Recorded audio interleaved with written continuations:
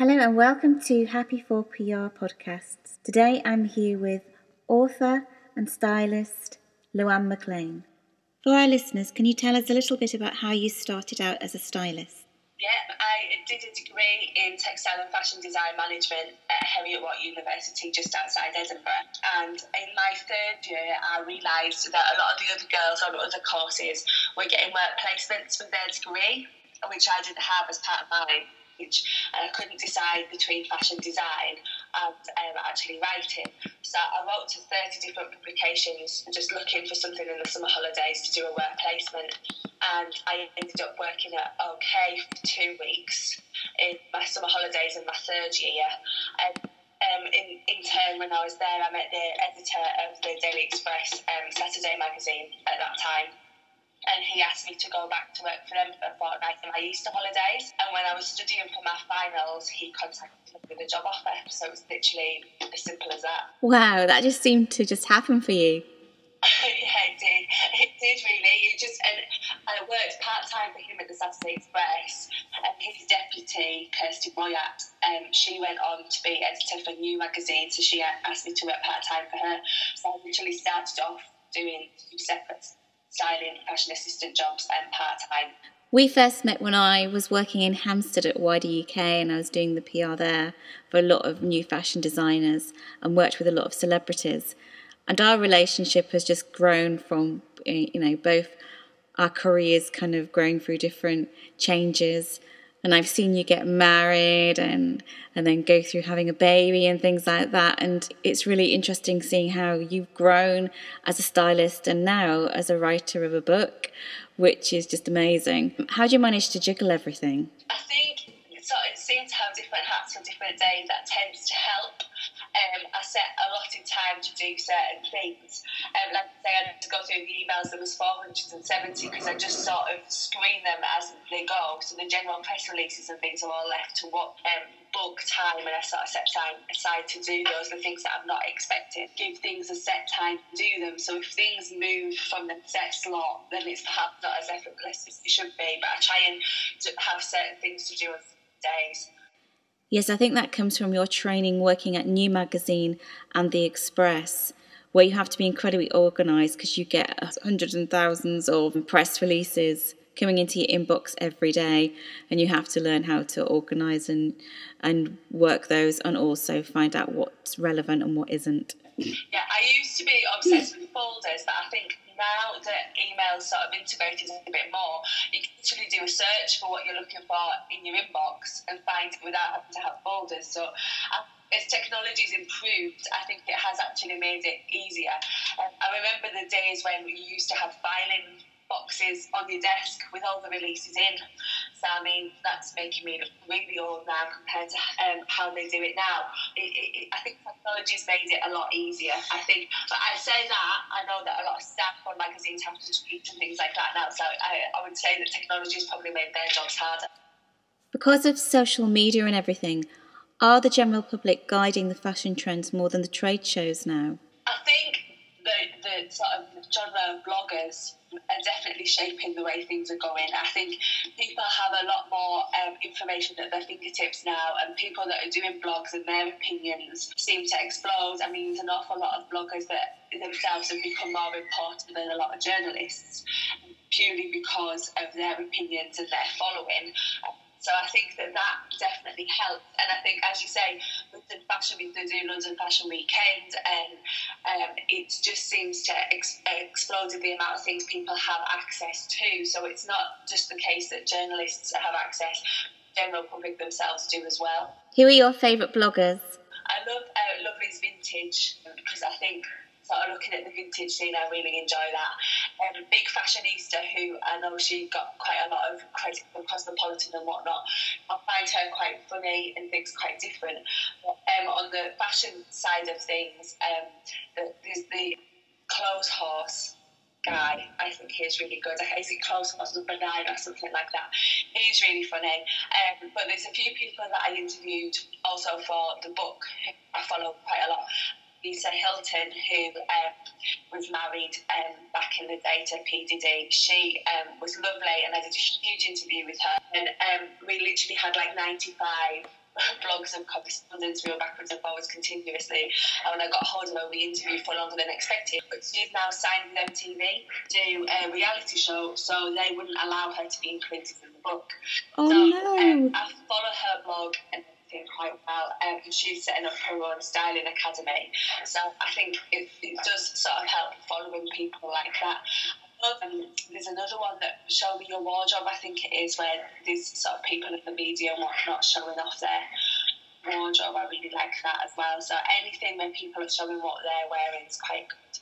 What is the most ridiculous or strange thing anyone's asked you to do for a shoot? I think it's got to be when I was deputy fashion editor at Star magazine. We did quite a lot of random shoots, and I think obviously the weekly magazines are pretty much obsessed with celebrity and sort of reality TV, and we had an influx of a lot of reality TV people coming in. But I think the worst one for me as a stylist was I had to find a Christmas jumper, 12 hours in July. So I couldn't use the internet because it wasn't on arriving time. It was pouring down outside. I literally had to run from the offices at Bank to Oxford Street, up and down Regent Street, looking at all the little touristy shops, thinking that we must have them all year round, something like that. In the end, I think we ended up getting it from the Disney shop or something. It was something really bizarre to get this Christmas jumper, and then on the day of the shoot we had a giant polystyrene turkey. I'm trying to think the size of it. It was bigger than your average TV, so it was a good 40-50 inches, this polystyrene turkey. The guy from Big Brother had to sit behind the turkey with like a knife and a fork as if he was going to eat it. I had to drip cooking oil on it to make it look shiny. It didn't sort of stop with the Christmas jumper, kind of had the whole Christmas dinner thing and everything. So where they got the polystyrene turkey from, I really do not know. Yeah, we had the Christmas jumper, everything to sort of put in. I think we ended up with a red sweater and we sort of superimposed things on it ourselves, I think. You definitely have to be a multitasker in your job. You know, you've got to be a set designer, a writer, a stylist, a fashion guru. You've got to play all parts, don't you? Definitely. I think it does help to be organised. I'm not always organised, but it does help to sort of know what people are expecting from you and what you need to do, and also to be versatile, because I think a lot of magazines don't sell as they did. So as circulation goes down, you kind of have to think, well, where else are people reading? What else can I do? So you do have to diversify, because the way people read things has changed. And back, you would never have sort of Kindles and iPads and things like that. So that's definitely changed the way you have to work, really. Yeah, you've definitely seen it and gone through all the different stages. Even with my job, it's completely changed. A lot of it is online work now, and especially with social media. With social media is huge. You write something on Twitter and literally all your samples will be here. Which it never ever used to be like that. It used to be literally 4 hours of phone calls, a group email. People would send you rubbish from the group email that wasn't what you wanted, and it was literally mean hours and hours of chopping through things, whereas now you literally put out a request and you can get feedback straight away of what you're getting, and pretty much in sort of one sentence you've got everything you need. Wow, that's brilliant. It's good. I mean, Twitter is good. I don't really know what we did before the internet. To think back to university, my first year in university, we didn't even have email. So to actually sort of think how things have changed, it is good. But again, I don't sort of envy people that have to sit at home when they get home from work and have to tweet about what they're doing and what they're watching and where they're going, because it does feel like you don't really, it's not a 9 to 5 job. And also as well, I think how your career has grown and changed, you really have to kind of mark your own territory as well, which I think you've done, and by the jobs you've done, but also by having the book, and now you're working on a second book. So tell us a little bit about the book. The first book, Contemporary Fashion Stylist, basically I was approached by an independent publisher. The sort of American, Russian and French And basically what they wanted to do was to showcase people that are actually working today.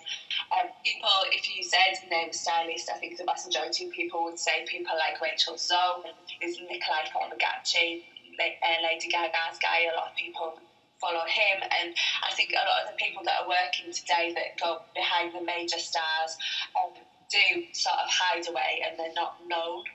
So what we wanted to do was lift the lid on actually what a stylist actually does, and then showcase people that do that, and also for people that were studying how to get into the industry and asking the people that are working in the industry for tips to help them. Yeah, I think it's really good what you've done with the book and giving tips on how to be a stylist and how to start out, because a lot of times you don't see who is behind a shoot. It's a lot about the fashion brand or the magazine that is pushed forward. How long did it take you to do the book, Contemporary Fashion Styling? Well, I first signed for it in September 2009, and then it came out last October. So it was kind of a work in progress that amount of time, but it was purely, we were aiming to get 50 stylists, 50 interviews at first.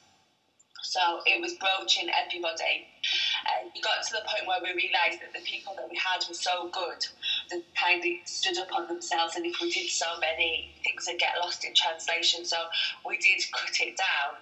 But the compiling of portfolios and one stylist would probably have worked with about 8 to 10 photographers, so it was getting credit from every single photographer to use their work. So even just compiling one stylist would take a good month to get all the credits and everything ready for that particular person. So the hour interview wasn't just it, really. So it was a lot of hard work and a lot of research, trying to find different people in different fields, because we ranged from music videos, red carpet, to people that work in sort of high fashion. There really was quite a lot of different sort of aspects of the styling world sort of represented. Who have you styled and who have you worked with? I think the most memorable things that I've done is working on the red carpet at the BAFTAs. So there was a lot of people there as journalists, sort of Keira Knightley and the like, that are on the red carpet. Also, when Sarah Jessica Parker first launched her first fragrance, Lovely, I was privy to sort of helping with that. So interviewing her, that was quite a big thing. Actual physical styling, I've done a lot with Westlife and Atomic Kitten, so sort of very early, my career when they were very, very big. Also, reality TV, pretty much everybody that's ever won Big Brother, any of them, and also models like Sophie Atherton, people like that. So generally, people in the public eye that you see day to day, the likes of Keira Knightley and people like that you see in a lot of the celebrity mags. I've done a lot of that, but obviously there was the sort of the BAFTA end as well. Part 2 of the podcast interview with fashion stylist and author Luanne McLean will be featured on the website next week. Thank you for listening.